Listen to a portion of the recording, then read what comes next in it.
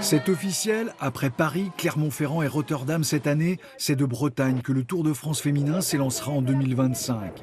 Une annonce faite ce matin depuis le conseil régional par Marion Rousse et Christian Prudhomme.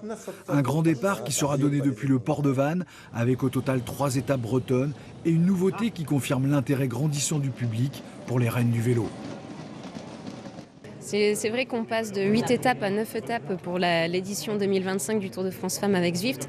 C'est un signe fort qu'on lance, s'il fallait un signe que la course fonctionne bien, que le cyclisme féminin est également en plein essor et évidemment que j'ai déjà hâte d'être en 2025 pour vivre ces 9 étapes de folie. Une première étape de 95 km pour rallier Plumelec et encore un sacré coup de projecteur pour la fameuse côte de Cadoudal et son public, régulièrement emprunté par le peloton masculin, une commune habituée au grand rendez-vous cycliste. C'est une belle surprise, ça va compléter la panoplie.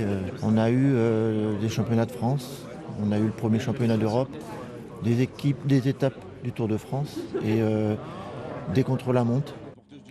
La deuxième étape partira de Brest, une ville qui résonne pour celle qui a remporté le maillot blanc de la meilleure jeune de moins de 23 ans et championne de France du contre-la-montre.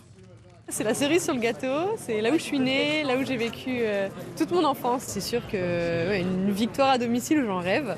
Un parcours accidenté qui passera par Châteaulin, Locronan pour un final en boucle à Quimper. Ça va être des étapes très punchy. Mais étant donné que c'est les premières étapes du Tour, je pense que ça peut être assez ouvert, donc assez ouvert à des échappées par exemple. Et c'est de la Gacilly que le peloton s'élancera pour quitter la Bretagne. Les autres étapes seront dévoilées plus tard.